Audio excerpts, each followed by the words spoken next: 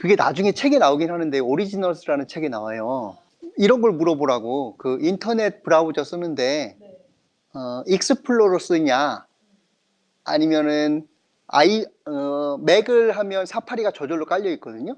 그래 그걸 쓰느냐 아니면은 구글 크롬을 따로 받아가지고 따느냐 아니면은 파이어폭스라고 하는 걸 다운받아 쓰느냐, 즉 그냥 제공된 걸 쓰느냐 아니면 자기가 원하는 걸 찾아서 다운로드 받아 쓰느냐 라고 하는 요 두 가지를 물어보면 대부분의 경우에 적극적으로 자기도적으로 문제를 인식하고 스스로 바꿔보려고 하는 사람은 익스플로러나 사파리를 안 쓰고 크롬 이런 거를 다운받아 쓰고, 주어진 걸 그냥 쓰는 사람들은 대부분 주어진 걸 그대로 하는 그게 있다라고.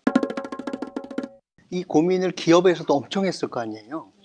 그래서 다 인사관리팀이 있고 인사 채용만 하시는 분도 있고 막 그러신데, 이 책에 나왔는지 모르겠는데 하여튼 대부분 자기는 객관적으로 뽑는다고 생각하나 실제로는 주관적으로 뽑히더라. 그래서 면접이라고 하는 이 과정 자체에서 무엇인가 승부 보려고 하는 것이 근본적 한계가 있는 것 아닌가라고 하는 회의를 많이 갖기 시작한 것 같고요, 기업들이. 그래서 어떻게 뽑으려고 하느냐 하면, 우리 기관 안에 좋은 직원이 이미 있다 라고 하면 그 직원과 어울리는 사람들은 좋은 직원일 가능성이 높으니 애초부터 우리 기관에 입사하도록 권유하는 활동을 직원이 자기 책임하에서 하도록 하는 방식으로, 직원을 동참시키는 방식으로 하시는 쪽으로 지금 조금 옮겨가는 것 같아요. 근데 이러면 어떤 일이 벌어지느냐 면, 공개 채용이라는 개념보다는 좋은 직원의 소개를 통해 가지고 입사하도록 하는 방식으로 가점이 좀 더 붙게 되고, 대신에 그러면은 그렇게 뽑아 놓은 데 역할을 했던 직원은 이 직원이 일을 못하면 자기도 평가를 받기 때문에 책임감이 생기면서 이 사람이 적극적으로 적응할 수 있도록 도와준다라는 거예요. 그래서 직원들이 얼마나 이 면접 과정에, 채용 과정에 참여하느냐에 따라서 이 뽑힌 직원을 성공시키기 위해서 어떻게든지 간에 노력하는 쪽으로 간다. 그래서 너무 공개 채용으로 면접의 비중을 높이는 방식은 이건 너무 위험한 방식이다 라고 하는 방식으로 해서, 사전에 아예 직원들이 좋은 직원을 소개하도록 데리고 오는 방식으로 하거나, 아니면은 요 책에서도 나오지만 일단 지내도록 한 다음에 그 다음에 돈을 줄 테니 차라리 여기 오지 마라. 그러니까 이런 상황들을 보면 복지기관에서 좋은 사람을 채용하려고 하는 것에 에너지를 쓰는 것도 타당하긴 하나, 실제로는 대부분의 경우에는 일단 어쨌든 왔을 때 그 직원을 어떻게 성장시킬 것인가 하는 쪽에 좀 더 에너지를 둘 수밖에 없는 상황이라고 생각해요. 여력이 괜찮고 사람들이 선호하는 곳이면 괜찮은데, 지방에 군 단위로 가는 곳의 복지기관 중에서 또 소규모다 이러면요, 선택의 여지가 없고 안 와서 못 뽑는 곳도 많거든요. 그런 곳들은 일단 하여튼 오면 그 직원을 어떻게 성장시킬 것인가에 리더는 집중할 수밖에 없고, 그런 여지가 많다고 생각해요. 그래서 저의 결론은 채용 시에 복지관이 쓸 수 있는 방안이 거의 없다. 복지기관이 그냥 공개 채용을 꼭 해야 되고, 그 다음에 일단 입사한 사람한테 돈 줄 테니까 나가라 뭐 이렇게 쓸 수 있는 돈도 없고 그래서 채용하는 것에서 우리가 할 수 있는 건 최대한 준비를 해보되, 실제로 채용되고 난 다음에 이 직원을 어떻게 성장시킬 것인가 하는 거는 차라리 내 영역 안에 있으니까 여기에다 좀 더 에너지를 똑같이 써도 여기에다 에너지를 쓰고 궁리를 하는 게 더 낫지, 채용을 어떻게 하면 잘할 것인가 하기에는 사실은 다 바지 사장들인 거예요. 근데 요새는 학습을 해도 업무 시간 내에서 하셔야 돼요. 무조건. 왜냐하면 그것 자체가 이미 수용할 수 있는 요즘 직원들 이미 수용할 수 없는 상황이니까, 그럼 결국 어떻게 되느냐, 기존의 업무를 줄이는 수밖에 없는 방식으로 갈 수밖에 없는 것 같아요.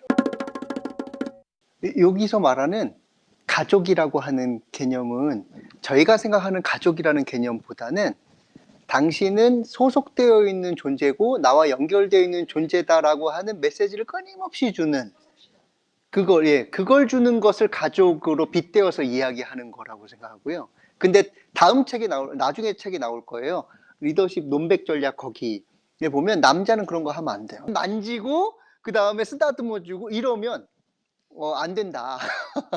여성 리더가 그걸 하면 직원들한테 소속 신호 연결성을 주는데 남성이 하면 이것은 왜곡될 가능성이 매우 높아서 연구 결과로는 그렇다고 하더라고요. 여성 상사가 했을 때는 그것은 소속과 연결의 신호로 가는데 남성 상사가 했을 때는 효과가 별로 없다.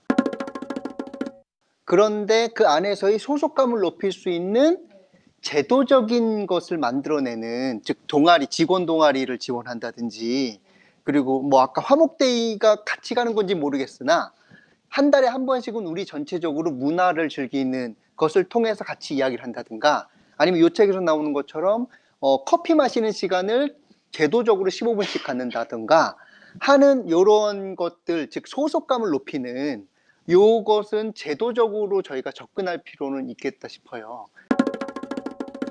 근데 자칫 잘못하면 요새 문화는 너희들이 그렇게 다 그게 불편하면 아예 안 해 라고 하는 문화로 너무 가기 시작하면 소속감이 문제가 생기면서 연결성이 떨어지면서 아마 성과가 떨어질 가능성이 높다고 생각해요. 모든 사람은 이것이 저는 본능적으로 있다고 생각하거든요. 뭐 하느냐 하면 나 개인적으로 독립된 인간으로 살고 싶어하는 욕구, 그러면서도 사람들과 어울려 살면서 소속되어지고 싶은 욕구, 이 두 가지가 모든 인간한테 다 있다고 생각해요. 그런데 이걸 우리가 모순으로 볼 것인가, 아니면 두 욕구가 있는데 각각의 상황에 맞는 욕구들로 볼 것인가 라고 하면 우리 기관이 있는 조직도 개인의 개성을 존중해 주되 그러면서도 안전한 상태에서 소속감을 느낄 수 있도록 하는 그것들을 마련해 주는 것이 지금 우리한테 필요한 부분일 거라고 생각해요. 그러니까 이게 아이러니한 게, 어느 기관에 제가 얘기를 들었는데 이게 요즘 무서우니까 그래서 만나지도 말고 회식도 안 하고 다 금지했대요. 안 했대요, 그냥. 그랬더니 좀 지나고 나니까 직원들이 아니 우리는 왜 회식도 안 하고 모이지도 않고 막 그러냐고. 그러니까 이 욕구가 있는 거예요, 요즘 직원들도. 그런데 그것이 만약에 획일적으로 또 옛날 방식으로 했다 그러면 또 싫어할 가능성이 높은 거죠. 근데 그게 예전에는 사적으로 된 거예요. 소속감을 높이는 게, 야 술 먹고 가자, 너 오늘 뭐 있어? 뭐 그러면서 술을 데려가고. 그래, 주로 소속감을 느꼈던 거는 남자 직원 같은 경우에는 새벽 1시까지 상사가 데리고 다니면서 계속 술 먹이고 이야기하고, 나는 가고 싶어요 그러면 배신이야 막 이렇게 해가지고 어쩔 수 없이 하고, 그런 방식으로 후배한테도 했었고. 그런데 요새는 점점 기업이나 이런 데서도 제도화시키는 방식으로 하면서도 모두 다 획일적으로 참여하는 게 아니라 각자 원하는 개성은 존중해 주되 모일 수 있는 것이 다양하게 동아리들을 자기들이 조직할 수 있도록 하는 방식으로 조금씩 섞어 나가는 것 같아요, 이 두 가지를. 그래서 개성을 존중하면서 어떻게 하면 모이도록 할 것인가. 그런데 중요한 건 있다는 거예요, 그 욕구가. 내가 깨어나서, 사실은 깨어난 상태에서 있는 곳이 조직일 가능성이 훨씬 더 많아요, 집에서 지내는 시간보다. 근데 그 시간에서 인생의 3분의 1, 깨어있는 시간의 3분의 2 정도 되어지는 시간이 일로만 하는 것이고 소속의 욕구를 못 느낀다, 그 인생이 즐거울 리 없거든요.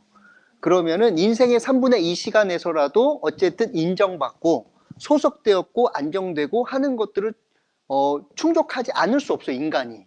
그 부분에 대한 거는 분명히 욕구가 있고, 그렇다면 우리가 그걸 끌어내는 게 아니라 그 욕구들을 충족시킬 수 있는 제도적인 안전한 방식, 그러면서도 개성을 존중할 수 있는 그걸 찾는 게 지금 우리 시대의 리더한테의 숙제인 것 같아요. 그러니까 여기서의 취약성이라고 하는 건, 어쨌든 우리 조직이 이루어야 되는 과업이 있고, 그 과업을 이루려고 할 때 이루려면은 내가 잘하는 부분도 있으나 부족한 부분이 있는데, 그 부족한 부분에 대해서 우리 조직력으로 같이 보완을 했으면 좋겠다 라고 하는 개념인 거잖아요. 그러면 결국 목적은 어떤 성과를 이루고자 하는 목적인데, 그 성과를 이루어야 되는 책임은 사실은 여전히 리더한테 있는 거예요, 내가 취약성을 드러냈다 하더라도. 그러면은 직원분들이 그것을 보완하는 걸 수용하고 인정해주고 하는 과정이 있거나, 아니면은 그 과정에서 내가 계속 그 부분을 학습해서 이 취약성들을 높이려고 하는 이 모양이 있어야 책임을 다하는 거잖아요. 나는 그걸 최선을 다하려고 하지만 아직 역량이 부족해서 여러분 도와주세요 라고 하는 건 사람들이 수용할 수 있다고 생각해요. 그런데 나는 역량을 키우지 않으면서 니들이 알아서 해 도와줘 라고 하면서 자기는 놀고 앉아있다, 이렇게 되면 사람들이 이제 화가 나기 시작하는. 그래서 도와달라고 할 때에도 사실은 내 책임이고, 그리고 원래 이걸 내가 해야 되는 것이고, 도와줬으니 고맙다 그래야 되고 인정해줘야 되고, 그럼에도 불구하고 계속 이 상태에 머무는 게 아니라 나는 이걸 발전시키기 위해서 계속 노력한다, 공부하러 다니고, 이것 자체가 전제되지 않으면 이거는 책임만 떠넘기는 방기, 그거랑 비슷한 맥락이 저는 선생님이라고 생각해요. 내가 어쨌든 취약하든 아니면 권한이 없는 것이었든 상관없이 나는 이렇게 지금 노력하고 있다 라고 하는 것을 보여주었기 때문에, 그 결과물이 내 성에 차지 않다 하더라도 최소한 우리를 생각해서 저렇게 노력하는구나 라고 하는 것 자체가 느껴지기 시작하면, 그리고 책임감을 느끼고 있구나 라고 하면 성에 안 차도 박수를 치게 되는. 그래서 여기 나와서 사실 이렇게 공부하시는 거 있잖아요. 이것 자체가 직원들한테는 취약함을 드러낼 수 있는 전제를 충족시키고 계시는 거라고 생각해요. 사실 내 취약성을 드러낸다? 강한 사람이에요. 강한 사람만이 취약성을 드러내도 이것 외에 강한 것이 있기 때문에 드러내는 거예요. 저도 제 삶에서 약한 부분을 드러낼 수 있는 것, 그러면 이것은 내가 취약해 보인다 하더라도 나머지에서 내 인생 전체가 부정당하지 않을 만큼 나는 뭐가 있다 라고 하는 사람만이 취약성을 드러낼 수 있는 거고요. 어느 것도 가지고 있지 않아서 요거 하나 갖고 있는데 이것도 취약하다고 내가 드러내는 순간 부정당할 것 같은 마음이 있는 사람은 취약성을 내기가 어려운 거죠. 그런 점에서 보면 저는 자기가 건강하려면 성찰해서 반성할 지점을 찾는 것도 중요하긴 한데, 또 한편으로는 너무 겸손이 과해서 자기는 잘하는 것이 없는 것을 하는 것이 마치 동양에서의 미덕인 것처럼 하는 것도 거짓말이라고 생각해요.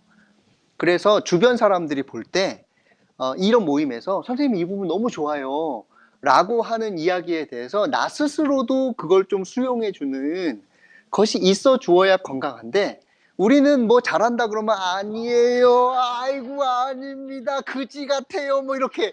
근데 그냥 언어가 그러면 괜찮은데 실제로 자기 자신을 자꾸 비하하는 것이 마치 겸손인 것처럼 하기 시작하면 이거 건강하지 않은 거라고 생각하거든요. 저는 한국이 너무 겸손이라고 하는 이것을 왜곡되게 만들어 놓는 부분도 있는 것 같고, 그래서 장점을 이야기하는 것이 서로 이야기해 주는 것이 너무 지금 받아들이는 사람도, 그래서 영화 수상작 보면요, 제가 잘해서 그렇죠 뭐 이러면 다 욕먹고, 맨날 하는 얘기가 뭐 저는 밥 숟가락 하나 놓은 거예요 뭐 이렇게 얘기해 사람들이 칭찬해주고, 이게 너무 강하다 보니까 사람들이 오버액션 한다고 생각해요. 특히 리더분들은 그래서 건강하려면 누군가가 칭찬해 줬을 때 그것에 대해서 나도 이게 잘하는 게 있구나 라고 하는 것들을 수용할 줄 알아야 되고, 나도 그것에 대해서 어느 정도는 이야기하지 무조건 부정하면 안 된다고 생각해요.